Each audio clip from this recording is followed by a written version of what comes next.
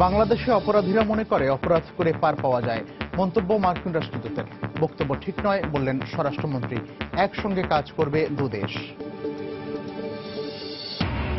যারা সরকার উৎখাতে ব্যর্থ হয়েছে তারাই মানুষ হত্যার ষড়যন্ত্র চালাচ্ছে বললেন প্রধানমন্ত্রী। যুক্তরাষ্ট্রে বাংলাদেশি দম্পতি হত্যার সুষ্ঠু বিচার দাবি।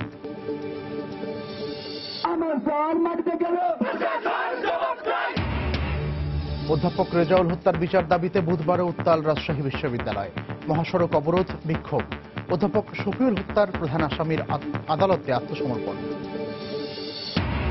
নারায়ণগঞ্জের 7 খুন মামলার বিচার নিয়ে সন্তুষ্ট নন স্বজনরা। নূর হোসেনকে জিজ্ঞাসাবাদ না করায় ক্ষোভ। সর্বোচ্চ শাস্তির প্রত্যাশা আইনজীবীদের। এবং কয়েকদিনের নৌ ধর্মঘটে বিদ্যুৎ উৎপাদন কেন্দ্রে তেল সরবরাহ ব্যাহত, বেড়েছে লোডশেডিং। 2-1 দিনের মধ্যে স্বাভাবিক হবার আশ্বাস প্রতিমন্ত্রীর।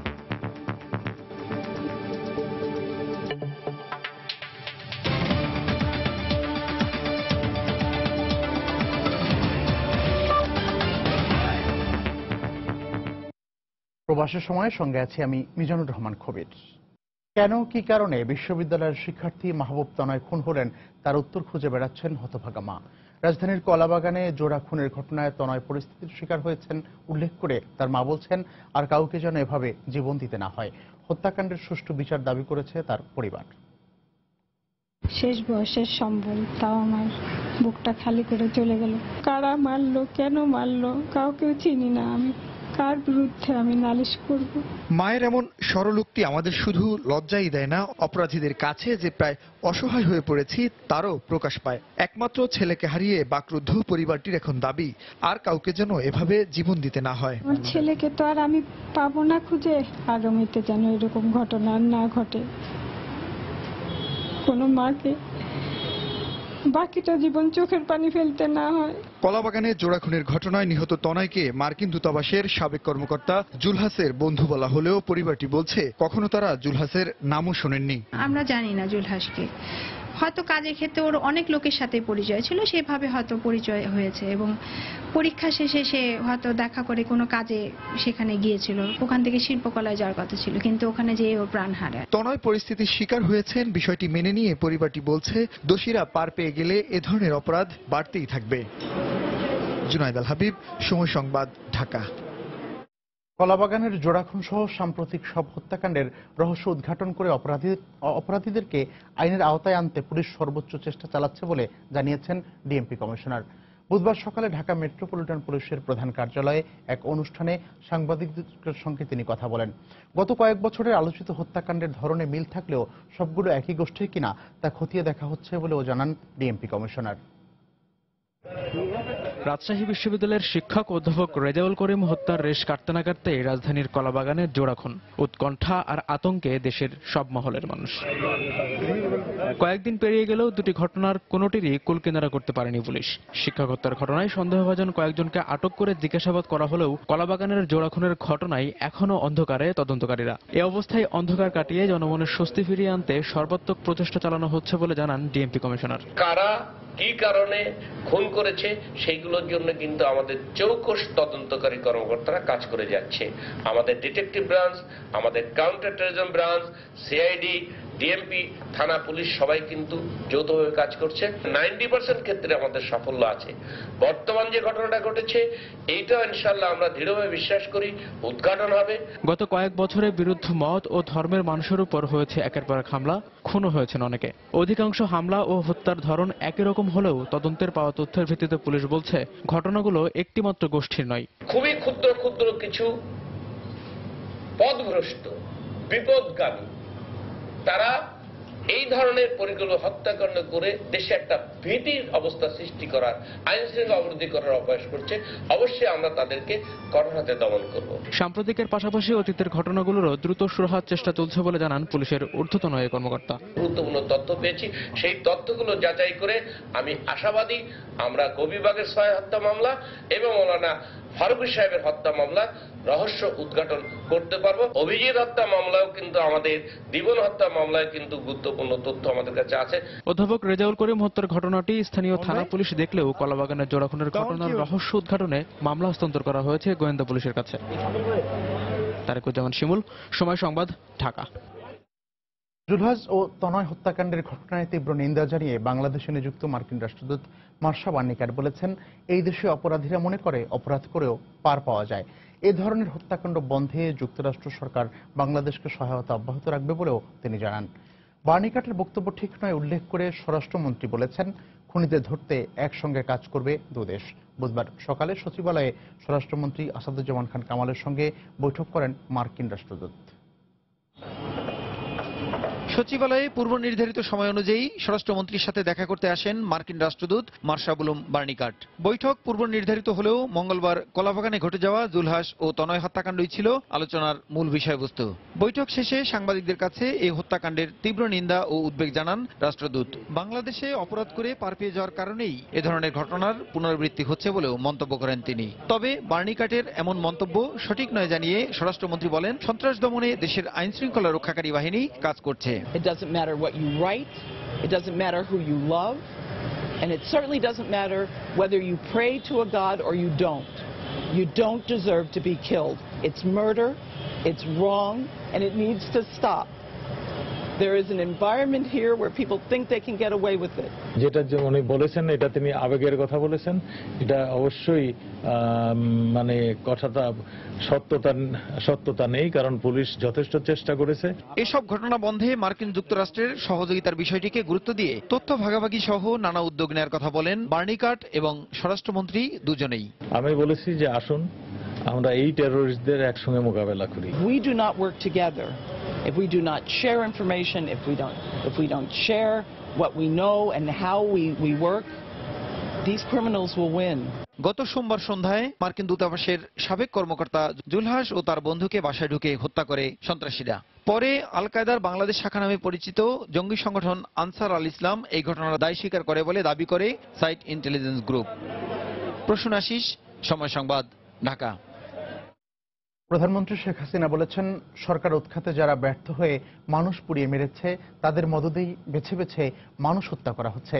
বুধবার সকালে সরকারের অগ্রাধিকারমূলক প্রকল্পগুলোর পর্যালোচনা করতে গঠিত মনিটরিং কমিটির সভার শুরুতে তিনি কথা বলেন। যুক্তরাষ্ট্রে বাংলাদেশি দম্পতি হত্যার সুষ্ঠু বিচার দাবি করেন প্রধানমন্ত্রী। পদ্মা সেতু নির্মাণ, রূপপুর পারমাণবিক বিদ্যুৎ কেন্দ্র স্থাপন, গভীর সমুদ্র বন্দর নির্মাণ সহ মোট 10টি প্রকল্পকে অগ্রাধিকার প্রকল্প হিসেবে চিহ্নিত করেছে সরকার। আর এসবের বাস্তবায়নে অগ্রগতি কতদূর তা পর্যালোচনা করতে প্রধানমন্ত্রীর কার্যালয়ে বৈঠকে বসে ফাস্ট ট্র্যাক মনিটরিং কমিটির চতুর্থ সভা। উদ্বোধনী বক্তৃতায় প্রধানমন্ত্রী বলেন, প্রবৃদ্ধি 7 ভাগ ধরে রাখতে চাইলে এসব প্রকল্পের দ্রুত বাস্তবায়ন করতে হবে। এর সাথে নির্ভর করছে আমাদের দেশের সার্বিক উন্নয়ন। প্রধানমন্ত্রীর বক্তব্যে উঠে আসে সম্প্রতি ধর্মীয় উগ্রবাদীদের ঘটানো হত্যাকাণ্ড প্রসঙ্গ। তিনি বলেন, খুবই সুপরিকল্পিতভাবে এসব ঘটানো হচ্ছে। সেখানে মসজিদের ইমামও আছে, পুরোহিত আছে, গির্জার ফাদার, তাদের উপর আক্রমণ, ঠিক মানে বাচ্চা বাচ্চা মানে শিক্ষক অথবা ছাত্র যারা একসময় চেষ্টা করেছে প্রকাশ্যে আন্দোলনের নামে ডাক দিয়ে আগুন দিয়ে মানুষ পুড়িয়ে মেরেছে, তাদেরই মদত আছে এই গুপ্ত হত্যায়। এখন তারা প্রকাশ্য মানে আন্দোলনের নামে মানুষ হত্যা করে যখন মানে শত শত মানুষ মেরেও যখন কিছু করতে পারেনি, এখন গুপ্ত হত্যার পথ বেছে নিয়েছে। শেখ হাসিনা বলেন, পৃথিবীর বিভিন্ন দেশে এ ধরনের গুপ্ত হত্যা হচ্ছে। বাংলাদেশে যারা এসব ঘটাচ্ছে তাদের খুঁজে বিচার করা হবে জানিয়ে অন্যান্য দেশের গুপ্ত হত্যাকারীদেরও বিচার হওয়া উচিত বলে মন্তব্য করেন তিনি। পৃথিবীর বিভিন্ন জায়গায় এই ধরনের ঘটনা ঘটে যাচ্ছে, কিন্তু আমরা বাংলাদেশে এটা ঘটুক আমরা চাই না। সকল হত্যাকাণ্ডের আমরা নিন্দা জানাই। বাংলাদেশে যখনই যেটা ঘটবে আমরা যাতে করে এই খুনিরা ধরা পড়ে তার ব্যবস্থা আমরা নেব। সেই সাথে আমরা এটাও চাইবো যে আমেরিকায় যে আমাদের 2 জন বাঙালিকে গুলিবিদ্ধ লাশ পাওয়া গেল স্বামী স্ত্রীর, নিশ্চয়ই আমেরিকা সরকার এই ব্যাপারে দেখবে যে তারা কিভাবে মারা গেল, কেন মারা গেল, এবং সেই খুনিদের তারা দ্রুত বিচার করবে। আমরা সেটাও দাবি করি, সেটাও আমরা চাই। যারা এ ধরনের হত্যাকাণ্ড ঘটাচ্ছে তাদের উদ্দেশ্য ধর্ম রক্ষা নয় মন্তব্য করেন প্রধানমন্ত্রী। আর দেশবাসীকে আহ্বান জানান এদের বিরুদ্ধে সজাগ থাকতে। এটার উপর আমরা গুরুত্ব। শাহ আলী জয়, সময় সংবাদ, ঢাকা। রাজশাহী বিশ্ববিদ্যালয়ের ইংরেজি বিভাগের অধ্যাপক ডক্টর রেজাউল করিম হত্যার বিচারের দাবিতে চতুর্থ দিনের মতো বুধবারও প্রতিবাদ কর্মসূচি পালন করেছেন শিক্ষক শিক্ষার্থীরা। বুধবার সকালে শহীদুল্লাহ কলা ভবনের সামনে থেকে শোক মিছিল বের করেন ইংরেজি বিভাগের শিক্ষক ও শিক্ষার্থীরা। ক্যাম্পাস ঘুরে মিছিলটি সিনেট ভবনের সামনে গিয়ে শেষ হয়। পরে বিশ্ববিদ্যালয়ের মেইন গেটে অবস্থান নিয়ে ঢাকা রাজশাহী মহাসড়ক অবরোধ করে বিক্ষোভ করেন তারা। আধা ঘন্টা পর অবরোধ তুলে নিলে যান চলাচল স্বাভাবিক হয়। অধ্যাপক রেজাউল করিমকে হত্যার সঙ্গে জড়িতদের শিগগিরই আইনের আওতায় আনার দাবি জানান সংশ্লিষ্টরা। সুষ্ঠু বিচারের দাবিতে আমরা তাদেরকে স্মারকলিপি প্রদান করব।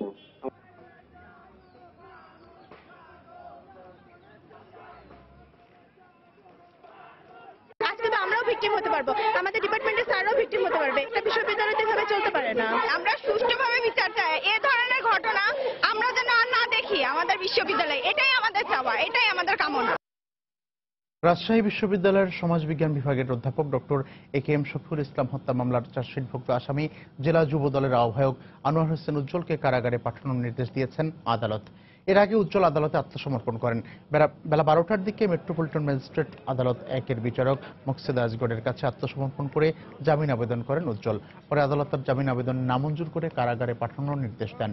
মামলা হওয়ার পর থেকে উজ্জ্বল পলাতক ছিলেন। 2014 সালের 15 নভেম্বর 14 এলাকায় নিজ বাড়ির সামনে খুন হন রাজশাহী বিশ্ববিদ্যালয়ের অধ্যাপক একেএম শফিউল ইসলাম লিলন।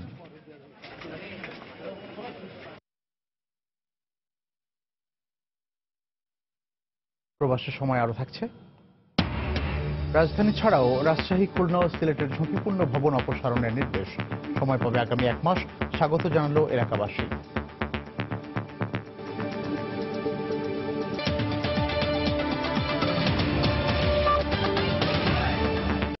ক্যালেন্ডারের পাতায় সময়টা 2 বছর। সময় নাকি সব স্মৃতি ভুলিয়ে দেয়, কিন্তু নারায়ণগঞ্জের আলোচিত 7 খুন ঘটনার এতদিন পরও প্রিয়জনদের মুখগুলো কিছুতেই ভুলতে পারছেন না নিহতের স্বজনরা। এখন শুধু বিচার পাওয়ার আশায় বেঁচে থাকা। সংশ্লিষ্ট আইনজীবীর প্রত্যাশা, এখন পর্যন্ত যেটুকু তথ্য প্রমাণ দাখিল করা হয়েছে তাতে অভিযুক্তদের সর্বোচ্চ দণ্ড দেবেন আদালত। রিপোর্ট মাহমুদ রাকিবের। অনেক স্বপ্ন ছিল যে ছেলে মেয়েদের অনেক বড় কিছু বানাবো, কিন্তু সব তো ভেঙে তছনছ হয়ে গেছে। অনেক সময় হতাশায় ভুগি, ওর বাবার কাজটাকে আমি সম্পূর্ণ করতে পারবো কিনা, ওর বাবার স্বপ্নগুলো আমি পূরণ করতে পারবো কিনা। 2 বছর আগে স্বামী হারানোর সেই স্মৃতি মনে করতে গিয়ে এভাবেই বারবার ডুকরে উঠছিলেন নারায়ণগঞ্জের নিহত প্যানেল মেয়র নজরুল ইসলামের স্ত্রী সেলিনা ইসলাম বিউটি। প্রিয় মানুষ হত্যার বিচার চাওয়ার কারণে ঘাতকরা এখন প্রতি মুহূর্তে পরিবারের অন্য সদস্যদেরও তাড়িয়ে বেড়াচ্ছে বলে অভিযোগ নিহতদের স্বজনদের। 7টা মামলা করছে নূর হোসেনের ভাই ভাগিনা, যাতে আমরা সাক্ষী দিতে না যাই। তাজুলের বাবার নামে, চাচার নামে, তারপর তাজুলের ভাইয়ের নামে, ওরা ওই ছেলেটা ছোট, ওই ছেলেটার নামেও সহ মামলা দিচ্ছে। নূর হোসেনের সেই যে আধিপত্য, এখন কিন্তু আমরা সে থেকে রক্ষা পাইনি। তবে সন্তানদের নিয়ে মায়ের কপালে চিন্তার ভাঁজ থাকলেও নিহত নজরুল ইসলামের বড় ছেলে নাইম ভবিষ্যতে ছোট ভাইকে সাথে নিয়ে বাবার জন্য করতে চান ভিন্ন কিছু। আমরা যদি বড় হয়ে এস্টাবলিশ হতে পারি তাহলে একটা আব্বুর নামে হসপিটাল দিব, যেটার মধ্যে আব্বুর একটা ছবি থাকবে বড় করে। সবকিছু ঠিকঠাক মতো এগোলে আলোচিত 7 খুন মামলার চূড়ান্ত রায় এবছরের মধ্যেই পাবেন বলে প্রত্যাশা আইনজীবীর। 35 জনকে আসামিভুক্ত করে এবং 127 জনকে সাক্ষী করে এই মামলাটিতে অভিযোগপত্র দায়ের করা হয়। মামলাটা প্রমাণের জন্য যে 27 জন সাক্ষী হয়েছে, এর মধ্যে অনেক তথ্য উপাত্ত এখানে এসেছে। আসামিদের সর্বোচ্চ সাজা হওয়ার মতো একটি মামলা। আশা করি আগামী 4-5 মাসের মধ্যে এই মামলাটি চূড়ান্ত নিষ্পত্তি করা সম্ভব। সন্তানদের উচ্চশিক্ষায় শিক্ষিত করে মানুষের মতো মানুষ করাই ছিল প্যানেল মেয়র নজরুল ইসলামের স্বপ্ন। নিশ্চয়ই একই স্বপ্ন ছিল অন্য সবার ক্ষেত্রেও, কিন্তু 2 বছর আগে শীতলক্ষাতে তাদের হত্যার মাধ্যমে সব স্বপ্ন জলের সাথে বিলীন করে দিয়েছে হত্যাকারীরা। তাই নজরুল সহ ভুক্তভোগী 7 পরিবারের সকলের চাওয়া হত্যাকারীদের দৃষ্টান্তমূলক শাস্তি আর পরিবারের অন্য সকল সদস্যদের জীবনের নিরাপত্তা নিশ্চিত করা। মাহমুদ রাকিব, সময় সংবাদ, নারায়ণগঞ্জ। কয়েকদিনের নৌধর্মঘটে বিদ্যুৎ উৎপাদন কেন্দ্রে তেল সরবরাহ ব্যাহত হওয়ায় রাজধানী সহ আশপাশের এলাকায় বেড়েছে লোডশেডিং। অস্বাভাবিক গরমে বিদ্যুৎ সরবরাহ বিঘ্নিত হওয়ায় চরম অস্থিরতায় দিন পার করছেন নগরবাসী। তবে বুধবার থেকে ধর্মঘট প্রত্যাহার হয় 2-1 দিনের মধ্যে বিদ্যুৎ সরবরাহ স্বাভাবিক হবে বলে আশা প্রকাশ করেছেন বিদ্যুৎ প্রতিমন্ত্রী। রাতের ঢাকার বিভিন্ন অঞ্চল প্রায়ই ঢাকা থাকছে অন্ধকারে। তীব্র লোডশেডিংয়ে বাধাপ্রাপ্ত হচ্ছে মানুষের স্বাভাবিক জীবনযাত্রা। বিশেষ করে রাতব্যাপী দফায় দফায় বিদ্যুতের লুকোচুরিতে চরম অস্থিরতায় সময় পার করছে নগরবাসী। সারাদিন প্রচন্ড গরম, বিদ্যুৎ নাই, এর ভিতর রান্না করা খুবই কঠিন। দিনের বেলায় গরমে অস্থির হয়ে যাচ্ছি, রাত্রে বেলায় বাচ্চা কাচ্চা নিয়ে একবারে নাজেহাল অবস্থায় আছি। দিনের বেলাতেও একই অবস্থা।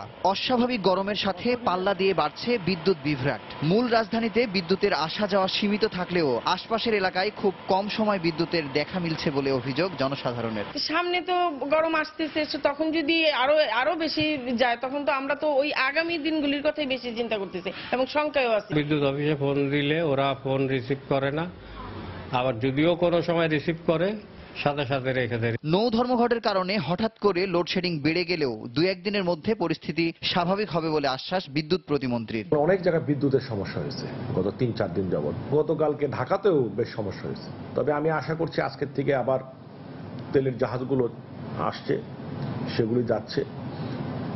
আমরা প্রায় আস্তে আস্তে এখন চালু করতে পারছি। আমার মনে হয় আরো 2টা দিন সময় লাগবে একটা স্বাভাবিক পর্যায়ে আসতে। বিদ্যুৎ উন্নয়ন বোর্ডের হিসাব অনুযায়ী বর্তমানে দেশে বিদ্যুৎ উৎপাদন সক্ষমতা 8,339 মেগাওয়াট থাকলেও অস্বাভাবিক গরমে বিদ্যুতের চাহিদা 8,400 মেগাওয়াট ছাড়িয়ে গেছে। মুজাহিদ শুভ, সময় সংবাদ, ঢাকা। নাতনিকে উত্ত্যক্তের প্রতিবাদ করায় কুষ্টিয়ার ভেড়ামারায় বখাটেদের হামলায় স্কুল শিক্ষক সহ 2 জন নিহতের ঘটনায় এখনও কেউ গ্রেফতার হয়নি। স্বজনদের অভিযোগ, প্রকাশ্যে ঘুরে বেড়ালেও অভিযুক্তদের গ্রেফতারে গড়িমসি করছে পুলিশ। এই অভিযোগ অস্বীকার করে অভিযুক্তদের দ্রুত আইনের আওতায় আনার আশ্বাস পুলিশের। ঘটনার প্রতিবাদে মানববন্ধন করেছেন এলাকাবাসী। ইসলাম রাশেদের তথ্য, ছবি নিয়ে ডেস্ক রিপোর্ট। বখাটেদের হাত থেকে নাতনিকে বাঁচাতে গিয়ে 2 ভাইয়ের মৃত্যু, মানতে পারছে না পরিবারের সদস্যরা। স্বজনদের অভিযোগ, 8ম শ্রেণীতে পড়ুয়া নাতনিকে উত্ত্যক্ত করায় বখাটেদের বাধা দিয়েছিলেন কুষ্টিয়ার ভেড়ামারার অবসরপ্রাপ্ত শিক্ষক মজিবুর রহমান ও তার ভাই মিজানুর রহমান।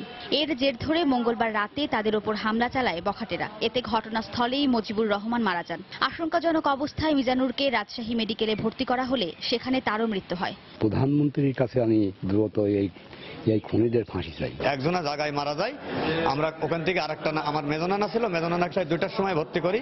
এখানে রাজশাহী স্যার ছিলেন, আমাদের রোগীটা কাল রাত 10টা 20 মারা গেছেন। এই ঘটনায় মঙ্গলবার রাতে 8 জনকে আসামি করে ভেড়ামারা থানায় একটি মামলা করেন নিহত মজিবুর রহমানের ছেলে। তবে এখনো কেউ গ্রেফতার না হওয়ায় ক্ষুব্ধ স্বজন ও এলাকাবাসী। আসামি এলাকায় ঘুরছে, কিন্তু পুলিশ এখনো পর্যন্ত একটা আসামিকে গ্রেফতার করতে পারেনি। মানুষ এখনো ভবিষ্যৎ নিয়ে আতঙ্কিত যে এইরকম ভাব দিয়ে অনাচারকৃত লোকজন যারা এই বিভিন্ন ক্রাইম করে ওই এলাকাতে দাপটের সঙ্গে থাকে। আমরা আসামি ধরার চেষ্টা করছি, খুব শীঘ্রই আমরা জনসম্মুখে আসামিদেরকে নিয়ে আসতে পারবো বলে বিশ্বাস করি। এদিকে শিক্ষক সহ 2 জনকে হত্যার প্রতিবাদে বুধবার সকালে মানববন্ধন করেছেন এলাকাবাসী, শিক্ষার্থী ও শিক্ষকরা। এ সময় বক্তারা হত্যায় জড়িতদের অবিলম্বে আইনের আওতায় আনার দাবি জানান। সময় সংবাদ, কুষ্টিয়া। এবার প্রবাসের খবর। ফ্রান্সে করিমুল্লাহ মার্চেন্ট গ্রুপের চেয়ারম্যান মোহাম্মদ আতাউল্লাহ সাকেরকে সংবর্ধনা দিয়েছেন প্রবাসী বাঙালিরা। মঙ্গলবার বিকেলে প্যারিসের রেস্টুরেন্টে বিপুল সংখ্যক প্রবাসীর উপস্থিতিতে এই সংবর্ধনা অনুষ্ঠিত হয়। অনুষ্ঠানে সভাপতিত্ব করেন ইউরোপিয়ান প্রবাসী বাংলাদেশি অ্যাসোসিয়েশনের সভাপতি মামুন মিয়া। এতে বক্তব্য রাখেন সংবর্ধিত অতিথি মোহাম্মদ আতাউল্লাহ সাকের, ইউরোপিয়ান প্রবাসী বাংলাদেশি অ্যাসোসিয়েশনের সহকারী কোষাধ্যক্ষ অজয় দাস, বাংলাদেশ পূজা উদযাপন পরিষদের উপদেষ্টা বিমল দাস, ঢাকা বিভাগ অ্যাসোসিয়েশনের যুগ্ম সম্পাদক নূর আলম মঞ্জুর সহ কমিউনিটির বিভিন্ন সংগঠনের নেতারা। বাংলাদেশের অর্থনীতিতে প্রবাসীদের অবদানের কথা স্মরণ করে মোহাম্মদ আতাউল্লাহ সাকের দেশের উন্নয়নে প্রবাসীদের আরও বিনিয়োগের আহ্বান জানান। করিমুল্লাহ মার্চেন্ট গ্রুপ প্রবাসীদের বিনিয়োগে সহায়তা করবে বলেও প্রতিশ্রুতি দেন তিনি।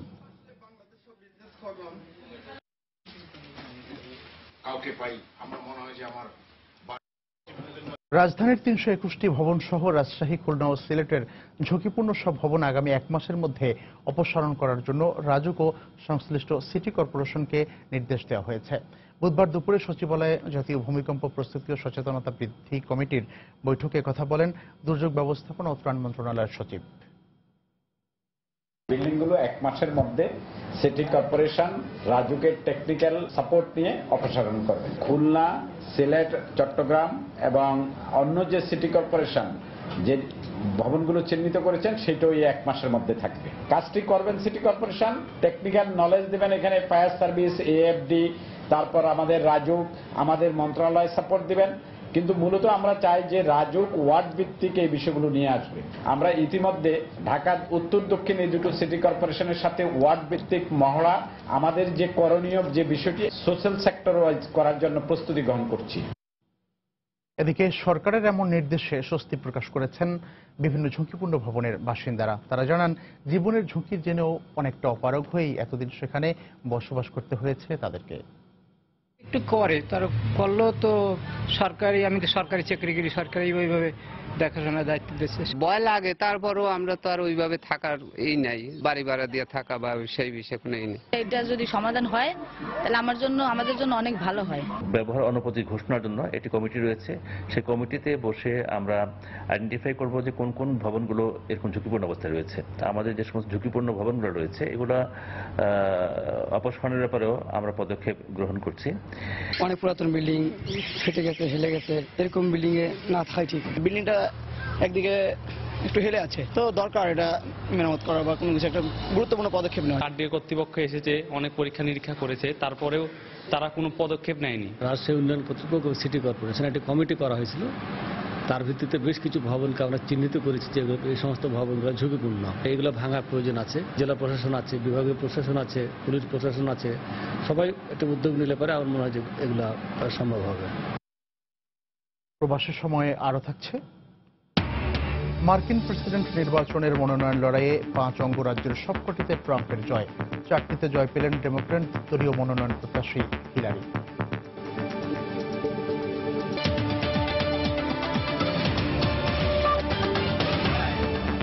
সাংবাদিক শফিক রেহমানের দ্বিতীয় দফা রিমান্ড শেষে তাকে কারাগারে পাঠানোর নির্দেশ দিয়েছেন আদালত। একই সঙ্গে জামিন আবেদনের জন্য 5 মে দিন ধার্য করা হয়েছে। বুধবার দুপুরে ঢাকা মহানগর হাকিম SM মাসুজ্জামানের এই আদেশ দেন। এর আগে 2 দফা রিমান্ড শেষে শফিক রেহমানকে আদালতে হাজির করা হয়। পুলিশের পক্ষ থেকে নতুন করে রিমান্ড না চাওয়া হলেও আসামি পক্ষের আইনজীবীরা চিকিৎসা ও কারাগারে ডিভিশনের জন্য আবেদন করেন, পরে আদালত তা মঞ্জুর করেন। প্রধানমন্ত্রী শেখ হাসিনার ছেলে সজীব ওয়াজেদ জয়কে অপহরণ পরিকল্পনার অভিযোগে করা মামলায় গত 16 এপ্রিল রাজধানীর ইস্কাটনের বাসা থেকে শফিক রেহমানকে গ্রেফতার করে ডিবি। বাংলাদেশের স্বাস্থ্য খাত ক্রমান্বয়ে উন্নতি করছে বলে মন্তব্য করেছেন স্বাস্থ্যমন্ত্রী মোহাম্মদ নাসিম। বুধবার সন্ধ্যায় সোনারগাঁ হোটেলের স্বাস্থ্য সূচক পরিমাপ বিষয়ক আন্তর্দেশীয় সম্মেলনে দ্বিতীয় দিনের এক বক্তব্যে এ মন্তব্য করেন তিনি। সম্মেলনে যুক্তরাজ্য, যুক্তরাষ্ট্র সহ 13টি দেশের প্রতিনিধিরা উপস্থিত ছিলেন। এ সময় তারা বাংলাদেশের স্বাস্থ্যসেবা, বিশেষ করে কমিউনিটি ক্লিনিকের কার্যক্রমের প্রশংসা করেন। এছাড়া এই খাতকে দরিদ্র ও পিছিয়ে পড়া জনগণের কাছে পৌঁছে দিতে একসাথে কাজ করার প্রত্যয় ব্যক্ত করেন তারা। অনুষ্ঠানে USAIDর স্বাস্থ্য ও পুষ্টি কার্যক্রমের পরিচালক মেলিস জন্স সহ স্বাস্থ্য অধিদপ্তরের ঊর্ধ্বতন কর্মকর্তারা উপস্থিত ছিলেন। এর আগে বাংলাদেশের শিল্পীরা সাংস্কৃতিক অনুষ্ঠান পরিবেশন করেন।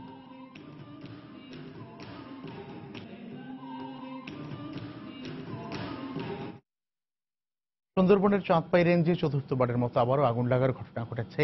এ ঘটনায় চাঁদপাই রেঞ্জের সহকারী বন সংরক্ষক মোহাম্মদ বিলায়েত হোসেনকে প্রধান করে 3 সদস্যের তদন্ত কমিটি গঠন করা হয়েছে। পাশাপাশি তদন্ত কমিটি 3 কার্যদিবসের মধ্যে প্রতিবেদন জমা দেবে বলে জানানো হয়েছে। সুন্দরবন পূর্ব বিভাগীয় বন কর্মকর্তা মোহাম্মদ সাইদুল ইসলাম জানান, বুধবার বিকেল 4:45টার দিকে তুলাতলা এলাকায় আগুন দেখতে পায় ধানসাগর স্টেশনের বনরক্ষীরা। খবর পেয়ে বাগেরহাট, মডেলগঞ্জ ও শরণখোলা ফায়ার সার্ভিসের 3টি ইউনিট ঘটনাস্থলে পৌঁছে কয়েক ঘন্টা চেষ্টা করে আগুন নিয়ন্ত্রণে আনে। এর আগে গত 28 মার্চ, 13 এপ্রিল, 18 এপ্রিল একই এলাকায় আগুন লেগে প্রায় 13 একর বনভূমি পুড়ে যায়। বন বিভাগের তদন্তে অগ্নিকাণ্ড পরিকল্পিত হওয়ায় 11 জনকে আসামি করে আলাদা 2টি মামলা করা হয়। এদিকে বারবার একই স্থানে আগুন লাগায় উদ্বেগ প্রকাশ করেছেন পরিবেশবিদরা।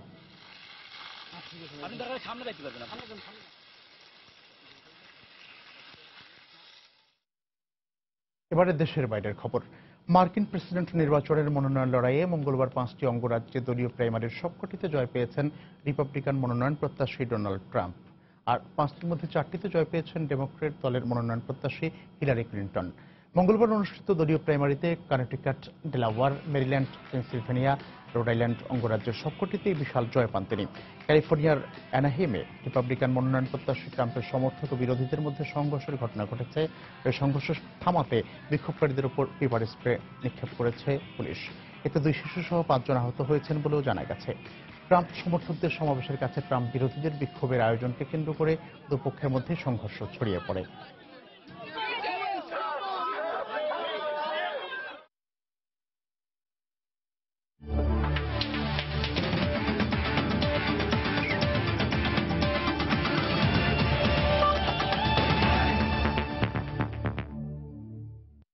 নতুন মোড় নিল বাফুফে নির্বাচনের ঠিক 3 দিন আগে কাজী সালাউদ্দিনের সম্মিলিত পরিষদে যোগ দিলেন সভাপতি পদের আরেক প্রার্থী গোলাম রব্বানী হেলাল। এদিকে কাউন্সিলরদের সঙ্গে পূর্ব নির্ধারিত প্যানেল পরিচিতি সভা নিরাপত্তার অজুহাতে বাতিল করেছে কাজী সালাউদ্দিনের নেতৃত্বাধীন প্যানেল। বিকেলে বাফুফে ভবনে আনুষ্ঠানিকভাবে সালাউদ্দিন পরিষদে যোগ দেওয়ার ঘোষণা দেন হেলাল। বাফুফের সাবেক সহসভাপতিকে অভিনন্দন জানান কাজী সালাউদ্দিন। সম্মিলিত পরিষদে যোগ দেয়া গোলাম রব্বানী হেলালের প্রত্যাশা, নির্বাচিত হলে তৃণমূল পর্যায়ের ফুটবলে মনোযোগী হবেন সালাউদ্দিন। এদিকে সন্ধ্যায় রাজধানীর একটি হোটেলে কাউন্সিলরদের সঙ্গে আলোচনা সভা অনুষ্ঠিত হওয়ার কথা ছিল সালাউদ্দিন প্যানেলের।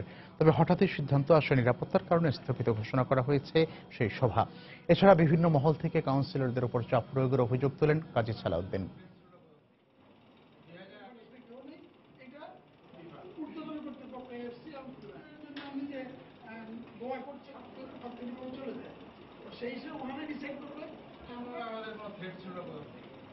ও আসছে আমাকে সমর্থন দিতে, আমি এই জন্য ওর কাছে ধন্যবাদ জানাই।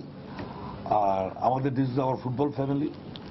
এটা মিসআন্ডারস্ট্যান্ডিং একজনের সাথে একজন হইতেই পারে, but that is for a time being. কিছু কিছু কাউন্সিলর ঢাকার বাইরে তারা আসতে চাচ্ছে না, তারপরে ঢাকার ক্লাবগুলোও একটু সাহস পাচ্ছে না। যেটা নিয়ে ওনার সাথে আমার দ্বন্দ্ব ছিল, মতের অমিল ছিল, সেটা হলো ডিস্ট্রিক্ট ফুটবল নিয়ে, এবং সেটা আমি ওনার ইশতেহারে দেখলাম যে না, উনি ওটা দিয়েছে এবং উনি ওটা করবেন বলছেন।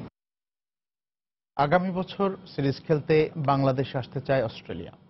ক্রিকেট অস্ট্রেলিয়ার ওয়েবসাইটে এমনটাই জানিয়েছেন প্রধান নির্বাহী জেমস সাদারল্যান্ড। এছাড়া 2017 সালের মে মাসে নিউজিল্যান্ড ও আয়ারল্যান্ডের সঙ্গে একটি ত্রিদেশীয় ওয়ানডে টুর্নামেন্ট খেলতে আগ্রহী বাংলাদেশ। বিসিবির মিডিয়া কমিটির চেয়ারম্যান জালাল ইউনুস বিষয়টি নিশ্চিত করেছেন। গত বছর অক্টোবরে বাংলাদেশ সফরে 2 টেস্টে একটি প্রস্তুতি ম্যাচ খেলতে বাংলাদেশে আসার কথা ছিল অস্ট্রেলিয়ার। তবে নিরাপত্তার শঙ্কায় সফর শুরুর 48 ঘন্টা আগে স্থগিত করে অজিরা। তাই অস্ট্রেলিয়ার কাছে একটি সিরিজ পাওনা আছে বাংলাদেশের। সাদারল্যান্ড জানিয়েছেন 2017 সালের শেষ দিকে বাংলাদেশের সঙ্গে স্থগিত সেই সিরিজটি খেলতে চায় অজিরা। 2011 সালে বাংলাদেশ সফরে এসেছিল অস্ট্রেলিয়া। এরপর অজিদের বিপক্ষে আর কোনো দ্বিপাক্ষিক সিরিজ খেলেনি বাংলাদেশ।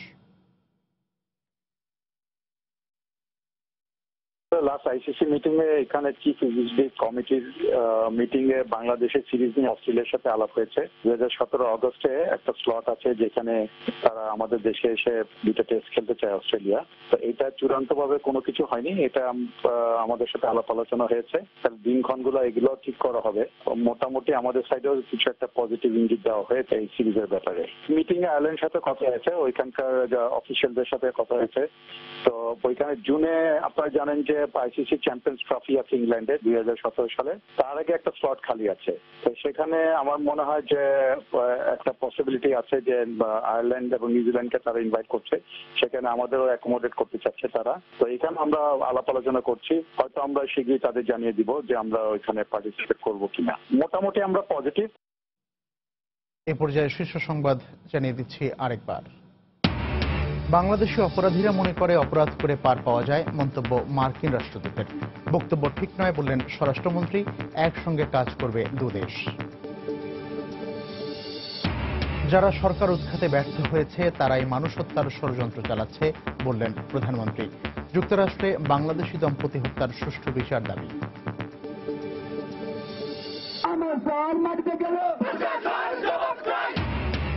অধ্যাপক রেজাউল হত্যার বিচার দাবিতে বুধবারও উত্তাল রাজশাহী বিশ্ববিদ্যালয়। মহাসড়ক অবরোধ, বিক্ষোভ। অধ্যাপক শফিউল হত্যার প্রধান আসামির আদালতে আত্মসমর্পণ। নারায়ণগঞ্জের 7 খুন মামলার বিচার নিয়ে সন্তুষ্ট নন স্বজনরা। নূর হোসেনকে জিজ্ঞাসাবাদ না করায় ক্ষোভ। সর্বোচ্চ শাস্তির প্রত্যাশা আইনজীবীদের। এবং কয়েকদিনের নৌ ধর্মঘটে বিদ্যুৎ উৎপাদন কেন্দ্রে তেল সরবরাহ ব্যাহত, বেড়েছে লোডশেডিং। 2-1 দিনের মধ্যে পরিস্থিতি স্বাভাবিক হবার আশ্বাস প্রতিমন্ত্রীর। এই ছিল প্রবাসের সময়ে। যে কোনো খবর পেতে ভিজিট করুন সময়নিউজ.tv। যে কোনো বাংলা লেখ রেডিও সিটিসেল নম্বর থেকে সময় সংবাদের খবর, অনুষ্ঠান সূচি জানতে এবং যে কোনো তথ্য সময় সংবাদকে জানাতে ডায়াল করুন 16242 নম্বরে। এছাড়া এইমাত্র পাওয়া খবর আপনার মোবাইলে পেতে SMS করুন, স্ট্যাটাস SN লিখে পাঠিয়ে দিন 16242 নম্বরে। সঙ্গে থাকুন সময়।